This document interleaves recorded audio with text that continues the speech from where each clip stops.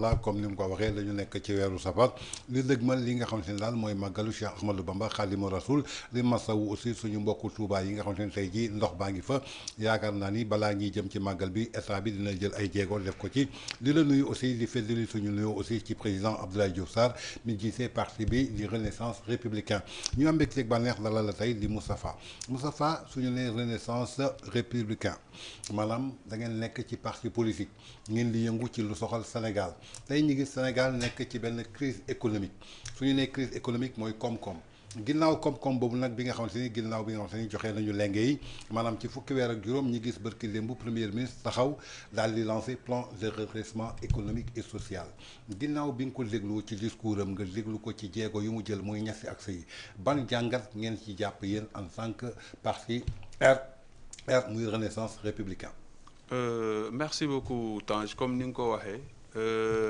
D'abord man au niveau du parti ñun dañu jàpp ne dafa am démarche tappale bu nekk ci doxalinu nguur gi parce que déjà bu ñu bëggee gëmloo ne crise économique dafa am Sénégal dañu war a indil d'abord les tenants et les aboutissants lii wane ne lii moom moo wundu crise bi lii moom moo ko jur fii ak fii la crise bi toll ñun au sein de notre parti dafa am lu ñu gëm te di ko doxal derrière le président Abdoulaye Diouf Sarr mooy un état de droit pour un développement endogène sur des socles de valeurs suñu waxee état de droit nag procédure mu ngi ci suñu waxee état de droit respect à la citoyenneté mu ngi ci suñ nekk waxee état de droit ak yeneeni facteurs yoo xamante ne nii ñu ngi ci biir waxoon nañu ko daañ ci dellu si waat di ko waxaat ban état la ñu legee ñi fi nekk ban situation économique la ñu fekk dëkk bi ba mën a xëy tey ci seen 16 mois wala 17 mois yi nga xamante ni moom la ñu gouverner Sénégal bay wax ne daañu bëgg a indil Sénégalais benn plan de redressement économique ñuy wax ne plan bu ñu koy def rek c'est parce que dañu viser des objectifs mais aussi au préalable dañuy def benn diagnostic mais est-ce que le premier ministre bi dem Grand Théâtre d'abord dinaa fi ñëw ci kanam muy forme bi balaa ñu dugg ci fond bi est-ce que réellement fekk na fi état bi mu doon wax ne mi ngi 4e sous-sol état bu nekk en ruine ba mu ma wax ne dafay proposer un plan de redressement donc ban diagnostic la ñu premier ministre tegal buy wan ne l'état mi ngi ci ay phase boo xamante ni dañ ko war a redresser loolu benn la ñaareel bi mooy que administration buy démarcher dafa am nu muy doxee tant sur le plan organisationnel sur le plan institutionnel de même que sur le plan fonctionnel mais démarche bi nga xamante ni premier ministre daf ko entreprendre boobu ba léegi di ko doxee ñun dañu gis ne amul benn yoon boo xamante ni tegu na ci démarche bu état de droit démarche boo xamante ni dafa respecter doxalinu état tant sur le plan organisationnel sur le plan institutionnel de même que sur le plan fonctionnel man j'ai pris le temps d'aller visiter le site gouvernemental gouv.sn dem naa aussi dugg surtout ministère des finances mais jusqu'au moment où je vous parle j'arrive pas de voir un document dûment fait par l'administration boo xamante ni nii boo ko ubbee di nga ci gis ay contenu yu lay permettre nga mun am repérage pour xam ne lii réellement moom mooy plan de redressement bi nga xamante ni moom la ñuy wax donc moo wax ko sànq sur le plan organisationnel est-ce que premier ministre dafa war a dem Grand Théâtre pour di fa tenir une telle chose beneen bi ci des est-ce que plan de redressement bu ñu koy def est-ce que c'est pas le ministre des finances moom moo war a dem Assemblée nationale présenter leen un plan de redressement wala un plan d'action prioritaire député yi nga xamante ni ce sont les représentants du peuple mën ci waxtaan adopté ko voté ko mu nekk quelque chose bu officiel sur le plan institutionnel aussi du décret boo gis du loi boo xamante ni boo gis boo xam ne dafay wane ne ce plan de redressement existe na déjà bon ñu jàpp ñun toujours ba tey ne dañu nekk ci ndax ya ñu nekkoon démb ak bërki démb parce que stratégie nationale de développement jaar na fi ça fait même pas 6 mois avant cela bon solution jaar na fi xawma seen projet yi dafa dem ba benn instant yow mënatoo xam ban repère ngay am pour xam ce gouvernement là fan la ñu jëmee Sénégal parce que li may faral di wax souvent ñi ngi nekk toujours dans du tâtonnement institutionnel et que tâtonnement institutionnel boobu li ko indi yëpp mooy l'absence de la vérité gis nga dès le départ suñu ñëwoon ñu gëmloo Sénégalais yi ne lii mooy dëgg weesuwul nga ñëw fekk fii le plan Sénégal émergent mu doon dox nit ñi di si liggéey processus bi am lu mu jur ba fi ñu toll nga fekk fi un plan d'action prioritaire 3 2024 2028 et au moment où je vous parle certitude laa am bu ma wóor ne soo demee au ministère des finances tu trouves là-bas des fonctionnaires qui sont gênés tu trouves là-bas des hauts cadres de l'administration qui ne sont pas à l'aise parce que institutionnellement légalement ñoom ñi ngi liggéey ak le PAP 3 2024 2028 ce gouvernement là sait bien que toutes les réalisations yi ñuy def actuellement ak yi nga xamante ni ñi ngi war a ñëw en cours fii ba 2028 génnul le plan d'action prioritaire 3 donc plan de redressement bii ñu indi yóbboon ko Grand Théâtre ne dañ siy waxtaan ce n'est que du théâtre jusqu'au moment où l'on parle amul lenn loo xamante ni indil nañu ko mu am cislaay administratif boo xamante ni war nañ ci sukkandiku pour si base woo ci wax ne lii mooy légalité bi mën a jëmee Sénégal fa mu jëm loolu benn aspect la beneen aspect bi ma lay wax sànq mooy lan la ñuy redresser économie bi koom-koom bi waaw xam nga koom-koom aussi su fekkee da nga ko bëgg a redresser il faut mu am ay facteurs il faut mu am ay critères il faut mu am ay orientation il faut mu am ay axes il faut mu am lépp waaw mais d'après Moustapha comme ni nga ko décrire ci forme bi balaa ñuy dugg ci fond bi ban intérêt le chef du gouvernement en tant que premier ministre war a jàkkaarloog Sénégalais yi indexé lépp luy fay loo xamante ni tey jii mën naa ne ce président parti di Abdoulaye Diouf Sarr am na ci part de responsabilité parce que suñu nee bilan comptable ancien régime Abdoulaye Diouf Sarr fa lañ ko xamee woon kon tey su taxawee ne da ngeen ruiner le pays ñu ngi fekk réew mi en 4e sous-sol donc am ngeen ci part de responsabilité donc ban intérêt le premier ministre war a taxaw jàkkaarloog askan bi wax li nga xamante ni dafa safaanoog dëgg ci forme bi d'abord. waaw mais parce que moom dafa nekk toujours dans sa stratégie de manipulation institutionnelle. même ba nga egg ci pouvoir. non mais da ngay yor pouvoir di manipuler. ah c'est grave ça. da ngay yor pouvoir war a gérer di manipuler xam nga dafa am ay problèmes yoo xamante ne ni ce régime là dañu ko am. dañu ko am ak la vérité.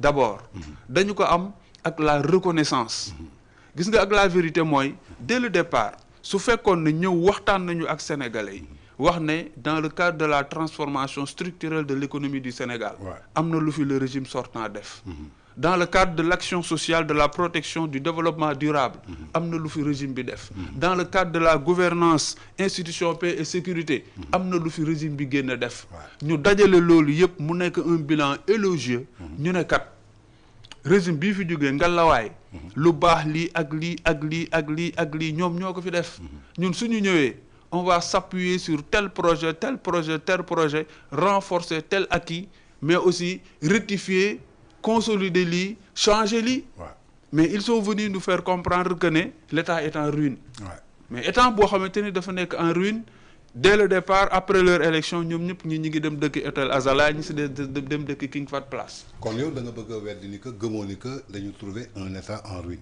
non mais état en ruine mënul nekk xam nga tax état en ruine mënul nekk. parce que bu ñu la bàyyeelee 100 et quelques milliards au niveau du trésor public.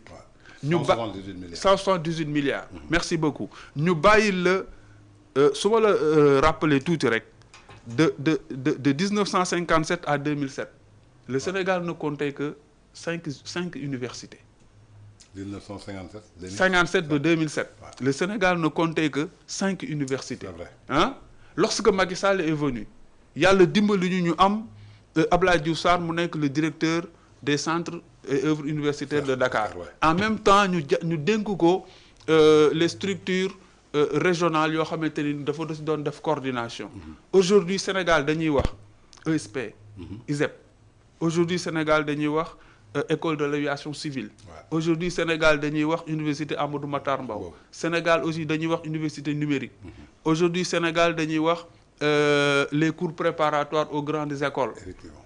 ah ak yeneen yoo xamante ni nii sous l'œuvre de Abdoulaye Diouf Sarr mu dem bàyyi ko fa ñeneen continuer fa ñu quitter 5 universités nekk presque ci ay dizaines d'universités dans le domaine de la santé idem on avait des hôpitaux avec ndimbalu Abdoulaye Diouf Sarr bi muy nekk ministre de la santé ñu am 4 hôpitaux yoo xamante ni niveau 4 la ah ab dolli si yeneen chantier yoo xamante ni ñi ngi nii di nekk en cours mais ñi fi nekk nañu àggali loolu sans compter maintenant ce qui a suivi en termes d'équipement en termes de réfection et cetera mu nekk boo demee Daara Jolof mu nekk Daaru Musti mu nekk à Matam nga dem Saint-Louis et cetera dans le domaine de la santé li ma doon wax sànq dans le domaine de l'éducation dans le domaine des infrastructures waxatuñu ko parce que Sénégal ku nekk xam na ne actuellement on a le transport multimodal air terre mer lépp ngi dox vrai ou faux ça c'est vrai waaw pour nga dem Ziguinchor c'est factuel quoi c'est factuel da ngay teg sa loxo Tange da ngay le transport multimodal au Sénégal da ngay teg sa loxo l'éducation au Sénégal ni ñu toppatooy enseignants yi du préscolaire au niveau académique li ñu fi def mu nekk bilan bu positif dans le domaine de la santé mu positif dans le domaine des infrastructures routières mu positif tout ce qui est autopont autoroute à péage et cetera dans le domaine de la gouvernance actuellement ñi nekk ci toog ci régime bi damay dégg ñuy wax ne dañu bëgg a ngoyal xaw ma nan la ko olof di waxee sakkanal le budget de fonctionnement de l'État mais kan moo leen tabaxal des sphères ministérielles l'ancien régime kan moo fexe ba ñu wàññi l'argent qui servait des logements conventionnés kan moo fexe ba actuellement dans des départements da nga fay fekk des sphères administratives je prends le cas de Kaffrine loolu c'est factuel kan moo fexe ba presque département boo dem actuellement tu trouves là-bas un palais de justice boo xamante ni dafay abriter le tribunal d'instance loolu aussi c'est factuel et cetera sans compter maintenant les leviers sociaux yoo xamante ni ñoom trouvé nañ ko fii sur place au contraire ñoom dañoo ñëw xiifal askan wi parce que boo jëlee 3e axe bi nga xamante ni ñoom Abdoulaye Diouf Sarr ñi ngi ko fi bàyyi muy paix et sécurité mais dafa amoon Sénégal dafa amoon RNU registre national unique boo xamante ni on avait recensé les ménages les plus vulnérables du pays di leen jox des bourses de sécurité familiale di leen ko dimbalee lorsque ce régime est arrivé dañu ko dindi boobu ba léegi nit ñaa ngi toog actuellement boo demee à l'intérieur du pays nit ñi ngi soxla des vivres de soudure mënuñu ko am mais alors que auparavant da nga doon toog nga jékki-jékki sa téléphone sonné tu as reçu tes 35 000 francs ci sutura nga dem faj sa soxla si sutura école tijji nga dem yóbbu say doom parce que fichier yooyu bi ko l'ancien régime di teg ce n'était pas pour lutter contre la pauvreté tout simplement parce que mënoo lutter contre la pauvreté ne da ngay jox nit ku lu mu dundee déedéet mais c'était des voies d'accompagnement pour permettre à ces parents-là d'accompagner leurs enfants à l'école ñu dem di jàngi ñooñu dans 5 ans 10 ans ils deviendront des cadres wala des fonctionnaires wala ils vont intégrer le milieu privé pour que famille bi mën a génn ci pauvreté c'était bien réfléchi projet yooyu yëpp mënoo jël yëpp nga ñël lépp nga bloqué li nga fi fekk ci infrastructure nga ne baaxul alors que yaa ngi koy utiliser et cetera ñu bëgg ñu gëmloo maintenant que Tange que ne Sénégal c'est un état bu nekk en ruine dañ ko bëgg defaraat c'est de la tromperie. est-ce que blocage bi c'était pas normal parce que reddition des comptes bépp état bu bees su ñëwee foog mu jéem saytuwaat ñi fi nekkoon lu ñu def ndax baax na est-ce que blocage boobu ci loolu la ñu sukkandiku pour xool yéen li ngeen def. amul blocage. su ma la waxee ma ne la. si vous prenez le problème des mines. ITIE. Initiative pour la transparence des industries extractives. ku fa dugal Sénégal c'est pas le président Macky Sall. moo fa dugal Sénégal. si vous allez dans les ministères dans chaque ministère il y a un inspecteur buy contrôler les ministères. loolu kan moo ko def. le président Macky Sall c'est pas Macky Sall. qui a renforcé la Cour des comptes en contrôleur. c'est pas le président Macky Sall. kan moo réformé l'OFNAC. c'était pas le président Macky Sall. donc Macky Sall il faut nit ñi reconnaître que dans le cadre de la transparence et de la bonne gestion reddition des comptes et cetera dafa am lu mu ci liggéey. d'accord loolu noonu mu ci liggéey mi ngi fii sur place au contraire ñoom nag actuellement yaa ngi leen di gis ñu ngi convoquer l'Assemblée nationale. pour bëgg a dugal benn loi boo xam ne dañu bëgg a changer l'OFNAC. pour dàq Serigne Bassirou Gueye pour l'intérêt d'une seule personne qui est le Premier ministre. lu ko neex rek la ñuy seet ñoom il ne cherche pas la bonne marche des institutions ñoom ils ne cherchent pas la stabilité du pays ñoom ils ne cherchent pas la paix sociale mais lépp lu leen intéressé mooy lu neex benn nit alors que ñun au niveau de la renaissance républicaine nous incarnons l'état de droit.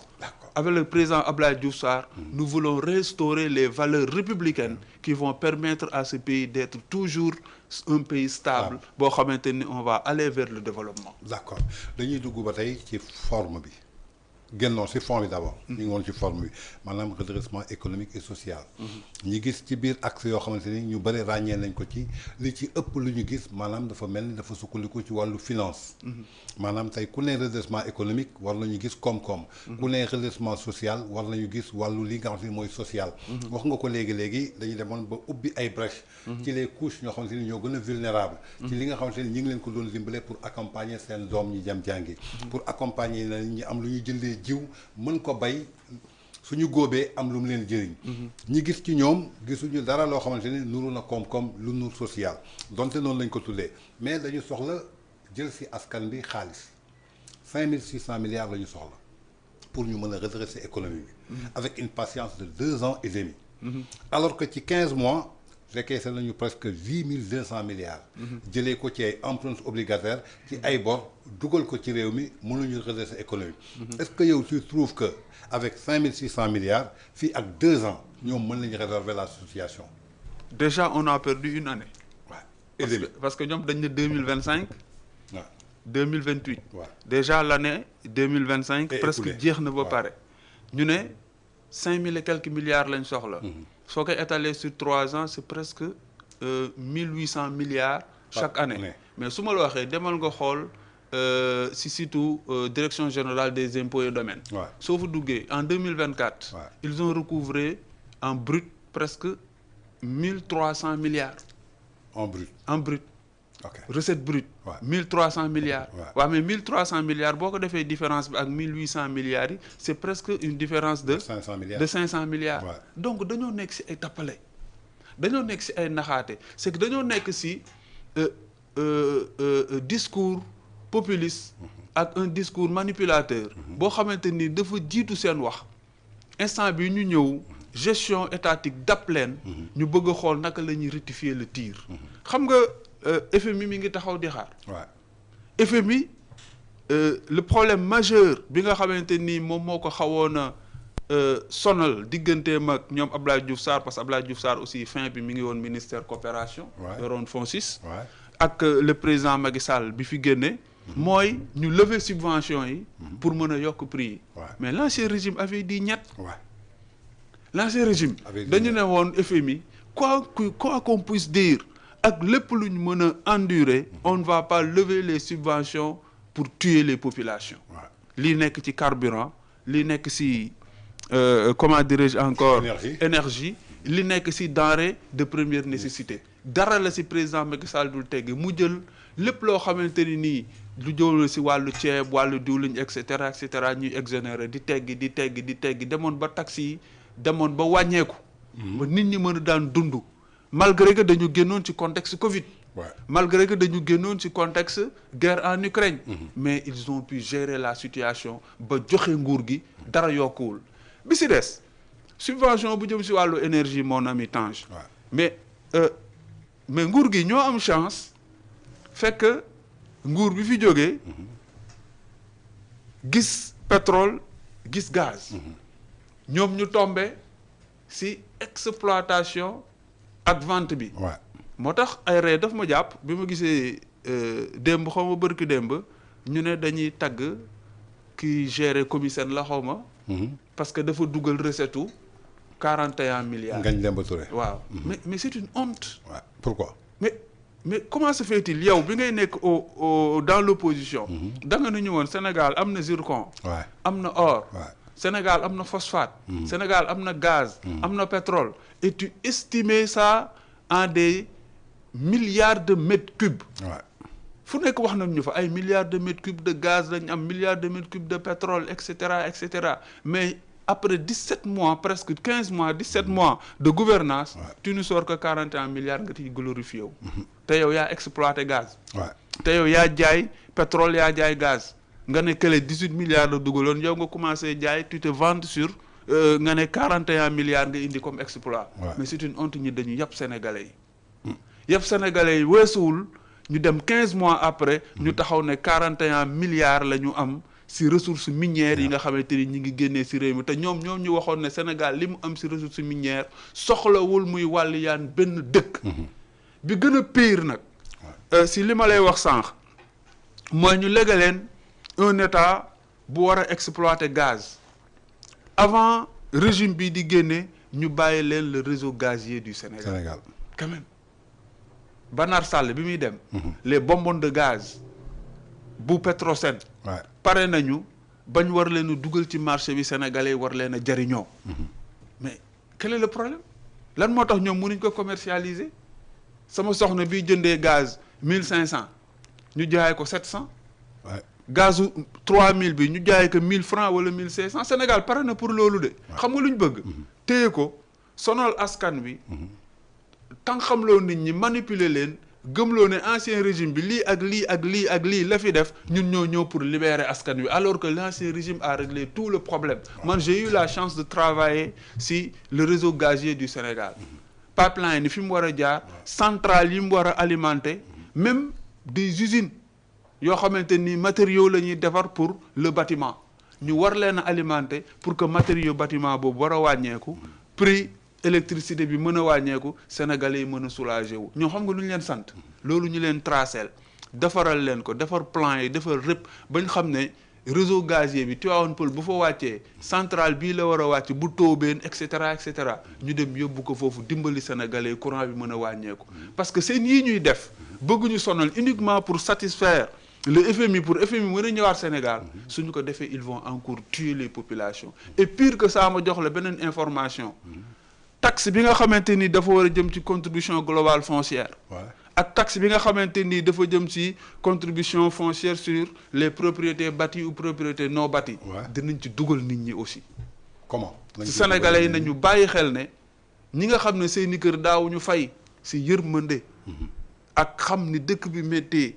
si président Macky Sall ni mu bàyyee woon askan wi yu bëri mu wàññi leen ko parce que borom xam-xam yëpp nee nañ trop de fiscalité tue la fiscalité xam nga ñoom dañu yaakaaroon ne da ngay leen ni seen wax ñu ne entreprise tel daawul fay Macky Sall dafa doon exonérer telle entreprise dégg nañ sax PM bërki de ma xam naa nañ si ñëw si kanam benn vidéo bu ñu koy tegalaat mu ne Turquie sax dañ leen lalaloon tapis loolu lañ ci ñëw waaw xam nga gis nga dans la vie Serigne Cheikh Ahmed Tidiane Sy Al Maktoum yàlla na yàlla yokk leeram amiin dafa am lu mu doon wax da doon wax ne nit bul yem si benn xam-xam rek da ngay xool xam-xam bu nekk nga dem jàng fa tuuti mu jariñ la nga am un esprit ouvert gis nga boo yemee ci fiscalité alors que yow fiscalité bi nga jàng nga maîtriser le code général des impôts demuloo nga jàngi les leviers de l'aménagiste da ngay sonn parce que code général des impôts boo fu gënee